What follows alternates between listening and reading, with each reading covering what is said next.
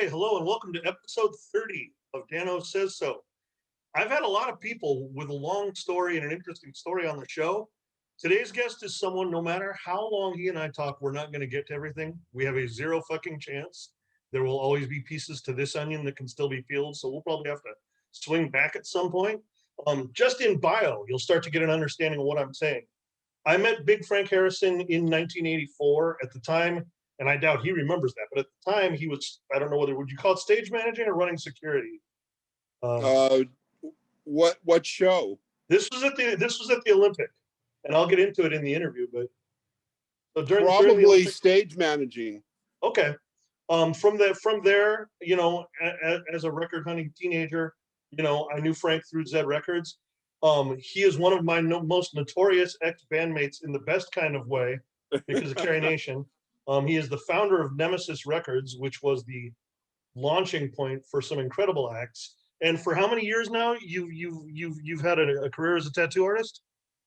Coming up on 30 years. Jesus, time flies. Well, listen, Big Frank Harrison, thank you for doing this, sir.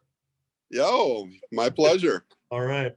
So about the reason I interrupted the intro, double checking on the details with that show at the Olympic. You remember the show first? I think it was probably the first Circle Jerk show back, or first Circle Jerk show in a setting like that. And Keith Morris had broken his back.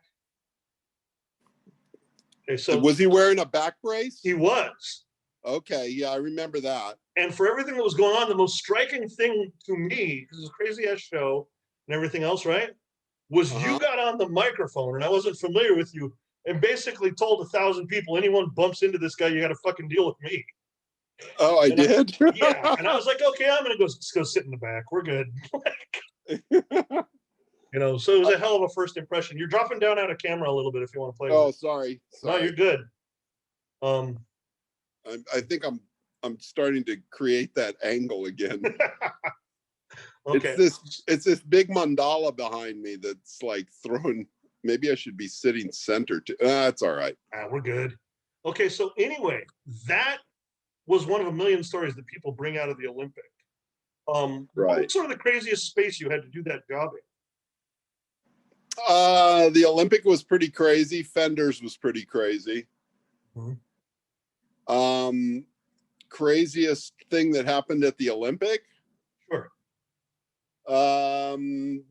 Well, besides seeing a kid try and climb the front of a speaker stack and pull the stack over on himself, okay, was pretty intense because I wasn't sure if I was gonna find a body, you know, with just the legs sticking out like Wizard of Oz style or something.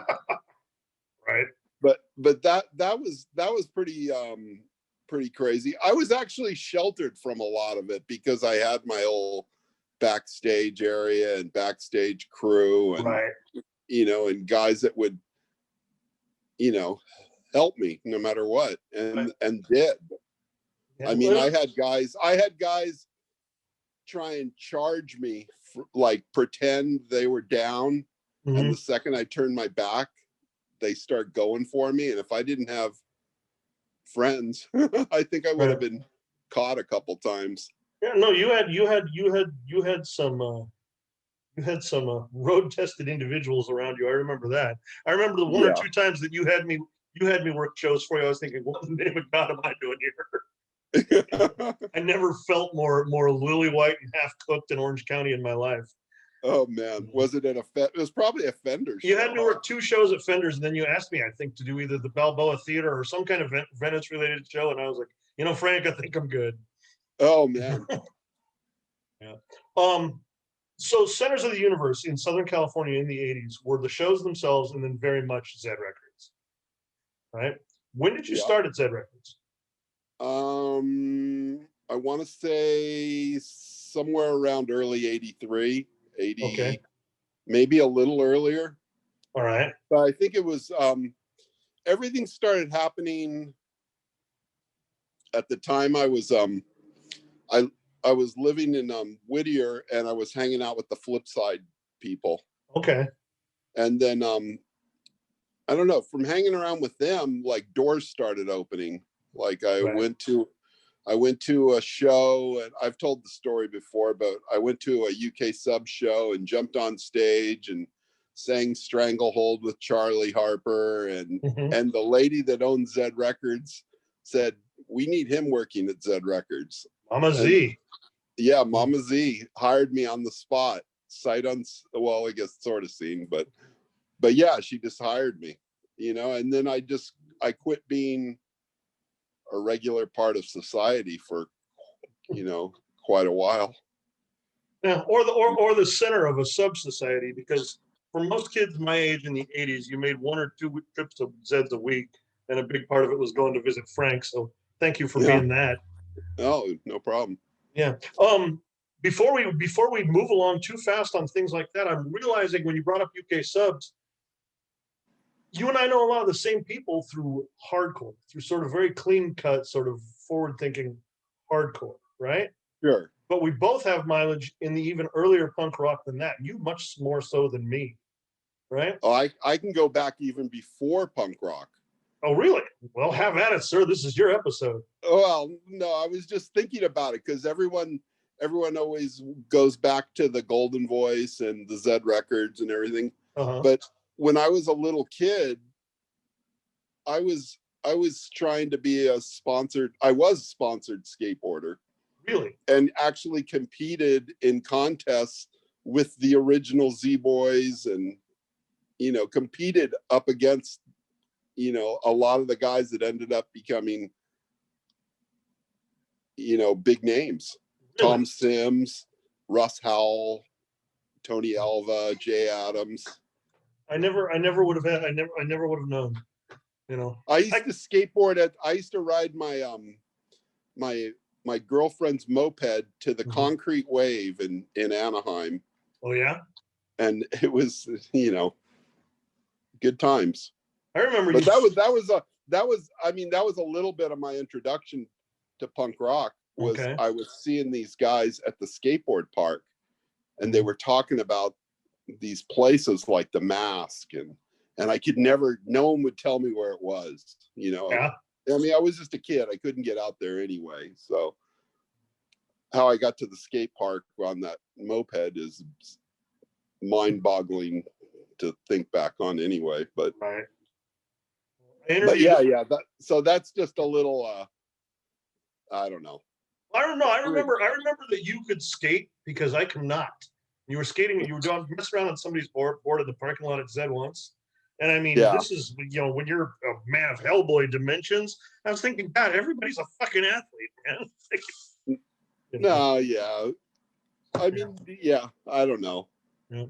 Well, I knew in interviewing you that you would be crumblingly humble, and I was kind of looking forward to it. But no, you've always been a remarkably agile cat. It kind of freaks me out. What do you mean? You're dropping out of the thing again. Oh, I'm sorry. There we go. There we go. I guess I should concentrate on me more than that. I keep trying to center on that mandala. I think people want to see that Frank. So anyway. I'm going to do it there. That's there. Better. We go. That's perfect, actually. Okay. So music wise, sir, skateboarding leading into it. What are your first show memories? First show memories was seeing a weeknight, getting a ride out to see the Weirdos at the Whiskey. Not even headlining; they were just opening for some like new wave band, and they were insanely amazing. And my other early memory is seeing the Ramones with Van Halen opening for them.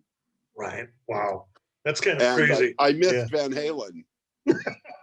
I didn't get to see Van Halen ever. Yeah. What's funny is you've seen everyone else.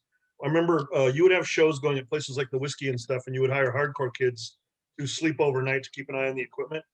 Yeah. And things like that. And I thought many different times, this cat's world is very different than mine. Yeah, it was interesting to say the least. Right. Okay, so let's talk the Zed's thing. A crazy handful of personalities rolled through there. I mean, Billy, Igby, Kate. Most of them were hired by me. Okay. Didn't Nelson work there for a while? Joe Um, Nelson?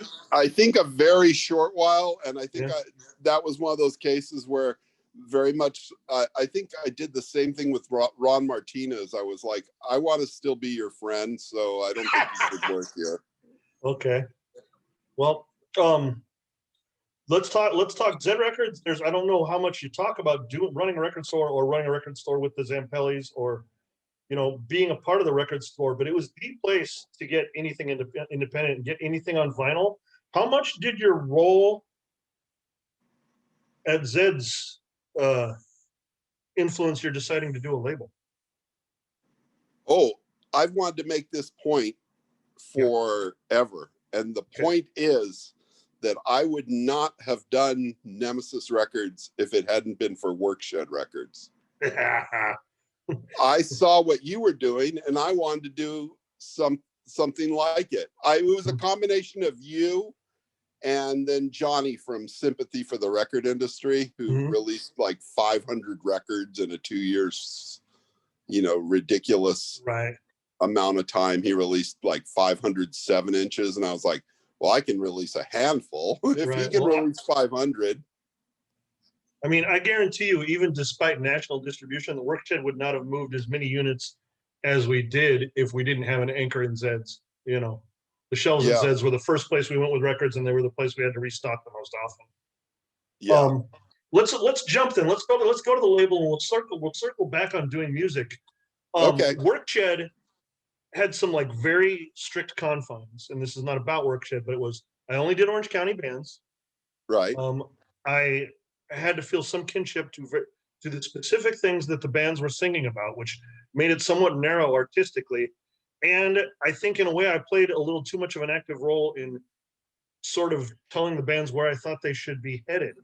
You had a much more open door and sprayed to a much wider field. What was sort of your mindset or sort of your mental framework as far as building Nemesis? When I started, I just wanted to help my friends. I was just like, oh, I can, it'll be, like visual discrimination kind of got messed around in their previous deal. So I wanted to make it real smooth and easy. And Kane, as you well know, made that possible for us, he did. At the time. And it changed. It changed because like when I picked up Pitchfork, I was like, oh, San Diego could be another Seattle, and I really wanted to be a part of it. I just wanted to be I knew just because there was good bands in Seattle, I knew there was good bands down here, and and same thing with East Coast meets West Coast. I was like, East Coast gets so much attention, and like the West Coast wasn't really well represented, I didn't feel. Which is backwards beyond fucking words, sir. But anyway, let's what was Nemesis 1? Nemesis 1 was visual discrimination. Okay, so Step back and listen. All right. How far into things did that Offspring LP come? That was a little bit later. And I'm doing it again. Sorry. The Offspring was kind of I was good friends with Mark Rude, and of course when I saw the cover, I was like, "Well, Mark's doing the cover. I'm in," and then because me and Mark were friends from Battalion of Saints days. We both like hung out with them quite a bit, and I really, really liked Mark's style of art. I was really bummed when he re-released it and changed the artwork and just I thought that was a strange move too. Yeah. It's a strange move because I never wanted anything from Offspring. But I think I tried. If you read some of the press that Brian Dexter, whatever the hell he calls himself, he would be nice to me, and then he'd say I was the absolute scourge of the Offspring, and I never did anything to help that band. I'm just like, what? You forget the Fugazi, sold out Fugazi show that you played with 411, when any band would have probably given their left ear to play that show at that time. There was nothing easier to become, quite accidentally, than the villainous label head when you're dealing with bands that are putting out their first record or two. They don't understand that from your manufacturer, you're seeing, you're not really seeing any financial return. You're paying them in vinyl because you're sitting on vinyl, right? In all these situations. In hindsight, I think a lot of bands outgrow that perception, but early on, yeah, very easy to have people that you've really put your blood and sweat into making their music happen become dissatisfied with you. So I can relate to what I'm hearing right there. Yeah. Well, everyone's different, and everyone has different ideas about where they should be going, and maybe obviously different ideas about what my role in all of that was. And right. Did you ever pass on anybody that you look back now and say, whoops? There was a handful of bands that I was getting ready to do that I wish I would have done, but nobody. The only band I remember, Rocket. Okay. Rocket was asking me if I'd do their first album, and I was already on the way out the door, and I was like, shit. You know the thing about That's Pain is a Fragrance, right? Yeah. Not my record. favorite record. I cannot stand looking at that thing. It's amazing sounding. I don't really like that record, but I like all their other records. Yeah, I love that record. But okay, I passed on Inside Out because Zach wanted it to be a 12-inch debut. I'm kind of wishing. My goodness! I'm kind of wishing I could walk that little genius move back. Yeah. Oh well. Yeah. But then you'd be in the same. Everybody be bugging you all the time about when the Inside Out reunion's going to happen. Yeah, I wouldn't cotton to that real well. Okay, so that puts us in the 88s, 89s, 90s. That is active Carination territory. We flirted with the band, doing a band together in 85 or 86. We circled back in the waning days of No for an Answer and actually did it. Our perceptions on that whole thing have been a little bit different, but we seem to be more and more of the same mind as years pass by. But I'm curious to hear your version of the Carination story. Not meaning sides, but meaning when it started, what the experience was like, what it was like walking into it, how you felt. I felt like we took off quick as far as the shows went and everything else, but I would like to hear Carination as told by Frank from Carination. Oh, I was like, wow. It was just, I felt like I finally, and I finally had my own ship to steer, and I felt like I was part of something good. And when we used to rehearse, it was just so, like, it would just come together like instantly. Like, I don't know, maybe Gavin was being kind to me, not making me play like Geddy Lee or something. I think that music was player friendly. Yeah, it was definitely player friendly. I credit a lot of the ease with which Carination used to assemble things. I credit a lot of that to Steve. Yeah, I mean, Steve definitely a backbone. You can rumble a pair of bolts around in a tin can, and once he sets a beat to it, you've got music. But like, for instance, like a funny story. The first time I ever practiced is a single song with you. Dave Mello's in the room playing with us, and I didn't know he was coming. So how the hell did that happen? You know what? He was when I quit Golden Voice and went to work for Pacific Concerts, who actually were the ones who helped me put on the Iceman Cometh show. Okay. At the Whiskey. Dave was always my right-hand man. And so like when he just happened to be with me when you guys asked me to come over and rehearse, and they go, "Oh, why don't you come too? You can play like second guitar or something, we'll figure something." And you guys were, I think, pretty excited that Dave was there too. Well, suddenly in a band that we had started, I think we felt outshined. we got Frank from Zeds in the Olympic and Dave from Uniform Choice practicing in our rinky-dink little outfit, And then Steve was one of the best drummers going at the time, and Gavin and I felt like we pulled off a stunt. We were like, nobody knows, you know. I always said Steve had the best deal, like when it came down to that whole epitaph thing, you Right. know, and like, I want to do an album. I want to do an album, you know. And Steve's just sitting back. I win either way. I get to do an album either with Instead or Carination. So right. Well, I mean, so the story that you and I are telling right now, that I think is 86, which means it's pre-No for an Answer. The Carination that actually recorded the 7-inch and played shows was a decision that I think we essentially came to in Zed Records. I don't know, was it you and me and Gavin are talking, or Gavin and I talking and then letting you know. But it was, you know, at the height of shows going on at the country club, of you and I both actually putting on shows you know, my stuff was smaller, but it was kind of a perfect storm. What was the first Carination show? I know where it was, but which one was first? it was with Bad Religion. Yeah, that's a nice start. That's a nice launching pad. A sold out Bad Religion show. And we got a live record with Bad Religion at the country club on Nemesis Records out of it. So hard to complain. I wish I would have done more. Yeah. I wish I would have done that Agnostic Front show. Yeah. Yeah. So Gavin and I were both there. Why didn't we do that? Was that when I was starting to get puffy and puffy? No, it was just stupidity on my part. Like, why I didn't have a pocket full of cassettes and like record every show I did. Okay. Because I should have done the Gorilla Biscuits Instead show. I wonder if some of that stuff would have gotten legally sticky down the road. Probably not.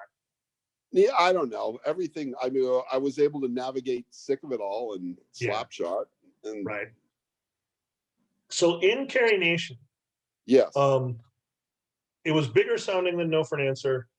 It was decidedly more primal than No for an Answer, right? Yes. And in that, I feel like it kind of got over quicker and went bigger with people.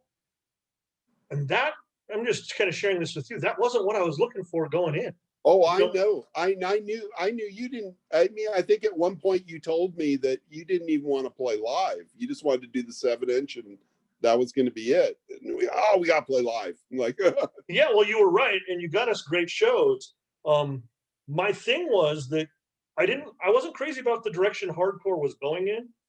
Right. And I wanted to do something that was more resistant to it. If you look at Carination lyrics, particularly the lyrics to something like Face the Nation, yeah, I mock a lot of what we actually really resembled, you know, sure. Which is just, you know, the militancy and the thuggy aspect of it. It got worse. Yeah, but I mean, did the band strike you that way, or was that in hindsight, I think that may have been my own paranoia. Yeah. Well, I just think that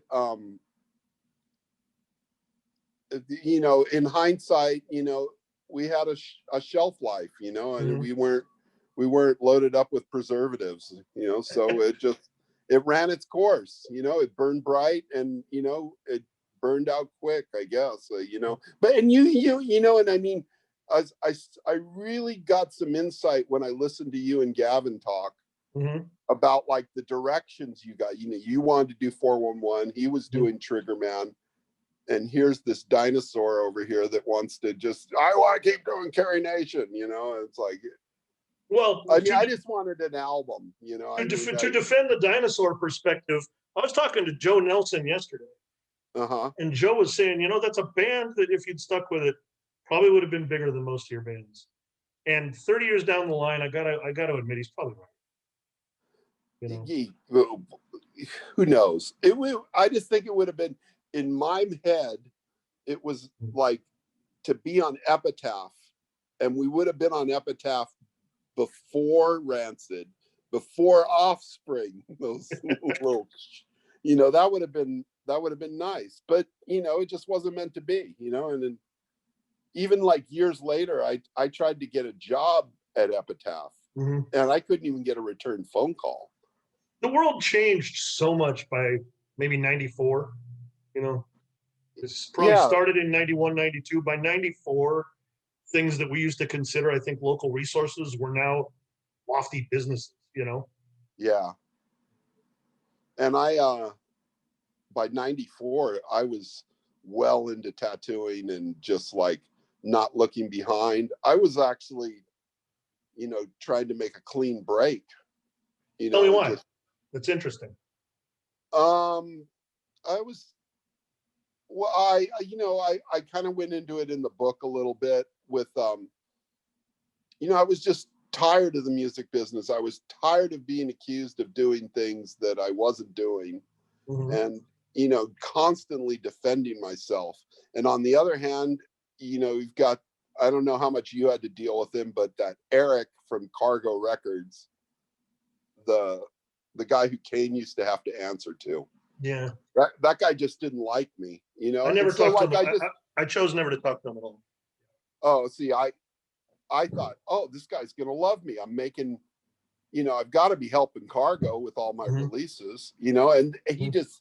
he never once, and I'm doing it again. God darn it. Hey, Sorry. more like 70% of the people only do this thing on audio, but yeah, you got to take care of my viewers, Frank. Sorry. That's all right. Sorry, viewers. Where were we? We were talking What were we Cargo. talking? Oh yeah. It was just a bitter time, and I just wanted to, I didn't dislike hardcore, and I actually ended up in another hardcore band when I lived in Sacramento. And I thought they were, they actually, the guys in that band made us look small. The singer was 6'7", probably close to 300 pounds, and not much fat on his body. That would have brought me all kinds of new insecurity. That's fantastic. We were talking even more than Cargo. We were talking about you making a clean break. And it's funny, when Billy and I talked about the potential about interviewing you, right?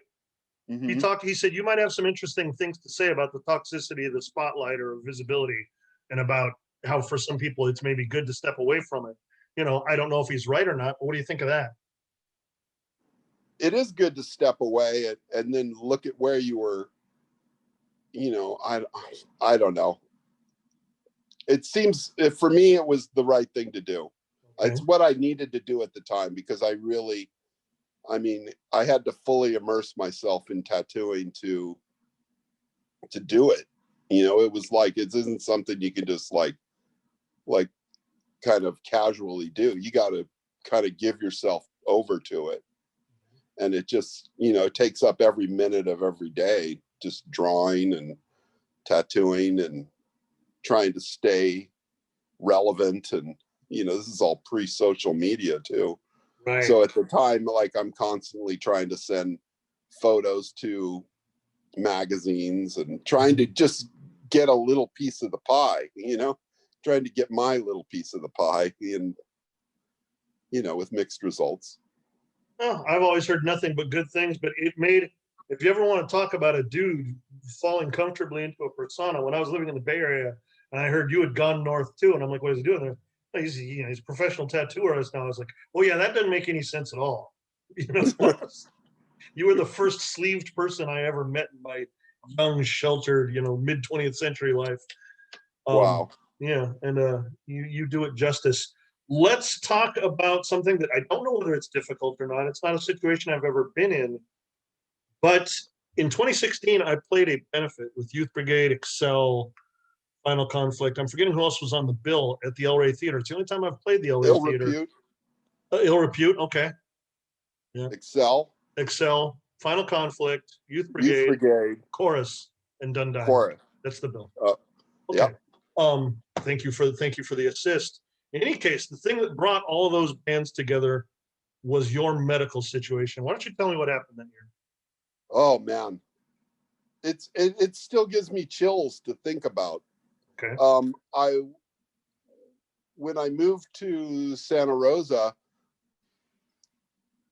my wife and I opened animal. I was tattooing full time, but then I was kind of getting tired of the just the day-to-day dredge of like dealing with people who have poorly thought out ideas, okay. and sitting there waiting for them to come in the door so I can pry their money out of their pocket into my pocket. But oh God, now I've lost track of what we were talking about. Well, we're talking about your health scare that year. Okay. And what I'm Yeah. hearing, what I'm hearing is Okay. So what I'm I don't hearing know is how some I get forfeit off of on these anxiety. tangents. Okay. I don't know how I get off on these tangents. Anyway, so, oh yeah, animal care business. So I'm walking animals on various days. Okay. And 90% of the time I would be alone.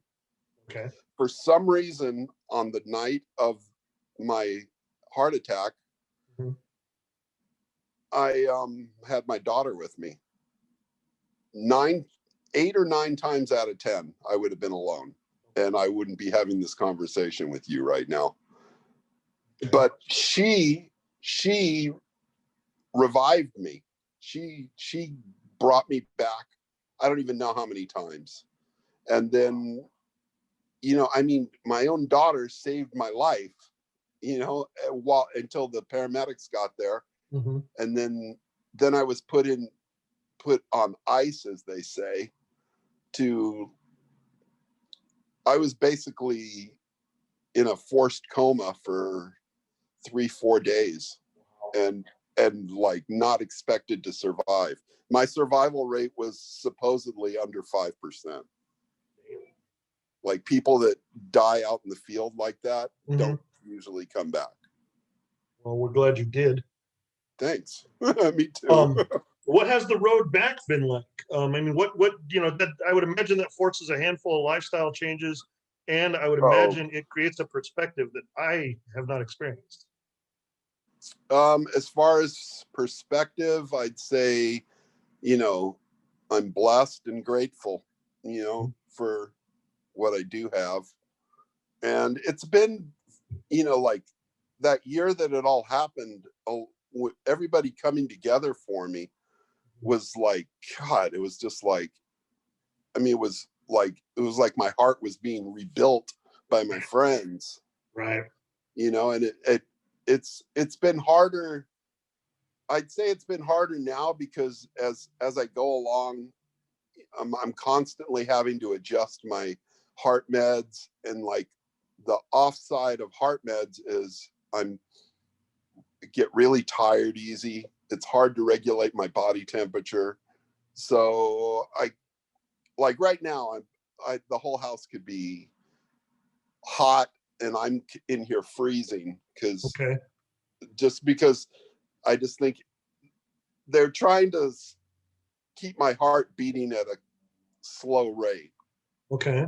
But the side effect of that is my circulation is maybe a little slower, and I just have to, deal with things like weather and stuff just hit me harder. Are you going to be able to keep tattooing?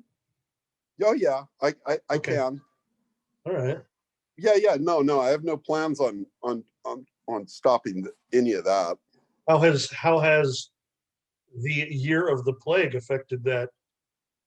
The animals or the tattooing? No. COVID. How has COVID affected tattooing?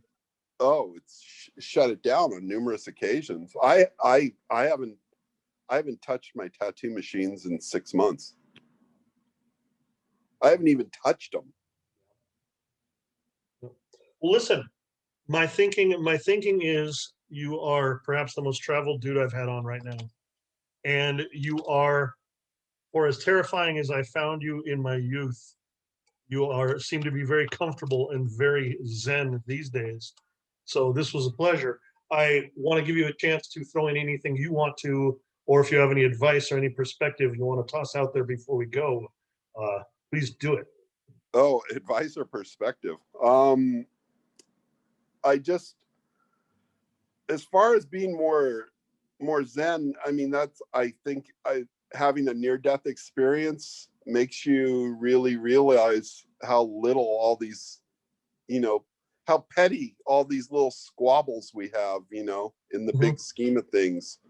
It's just like, but this year has been very trying, very, very trying for all of us, and I was good for like, I'd say 6 or 8 months of it. And then it just started eating at me too. It's just like, how much of this are we going to have to do? I mean, like, when am I still haven't even gotten the vaccination, and I'm in a high risk group. Yeah, no, so get that done, sir. Oh, I want to as soon as they'll let me. I'm the heaviest I've ever been. I have not seen my 83-year-old father since last February. I'm sending him stuff in the mail, and when the funk hits, it hits hard. I get some real downers, and I find it hard to create. It's like trying to do artistic things. It's like trying to hike in mud. So I feel you. Yeah. I mean, and it's hard. Like I was doing commission paintings for a while, and I it's just hard to get motivated right now, and I'm trying to turn it around day by day, but it's just hard until I can go out and like interact with people and again, because it's just gonna continue to be hard. Well, it's coming. It's definitely coming. I know. Sometimes I think it's coming faster than it should. But it's coming. Yeah. Have you talked to Steve since he went down? No, I didn't know he went down. Oh man, Steve was on a ventilator for like 3 weeks. Oh my God, no, I did not know this. Well, guess what, Frank? You have an assignment today. You need to call your drummer. Yeah. Jeez, yeah. I didn't even know that. I mean, that's crazy. Steve's on a ventilator. Not anymore. Yeah. But I mean, like my aunt and my mom and my aunt both got it. And I mean, they're fragile old women and somehow they survived. Well, I mean, and he's this bearded hockey playing animal who can play drums for days, and he got it. So people need to know it's no joke, Yeah, I mean, and if I was to get it, I mean, I have issues with asthma. I've had pneumonia. I've been hospitalized for pneumonia. This is all like when I was a kid, but I've got a lot of the warning signs that I have to be extra careful. Yeah, no, because I don't want to be on a ventilator. Because if I went on one, I'm not coming off. If I was living your story, I think I'd be sitting there in a hazmat suit right now, sir. I get it. Yeah. Okay. Good. All right. Listen, Frank, I am going to wrap this up right now. Please know that I will be swinging back again sometime to pick your brain. Okay. But what do you call it? I hope you enjoyed yourself. I know I did. Oh, good. Yeah. Great times. Okay. All right. Well, Big Frank Harrison, that is episode 30. Thank you, sir. My pleasure. Good to see you, Dan. Likewise.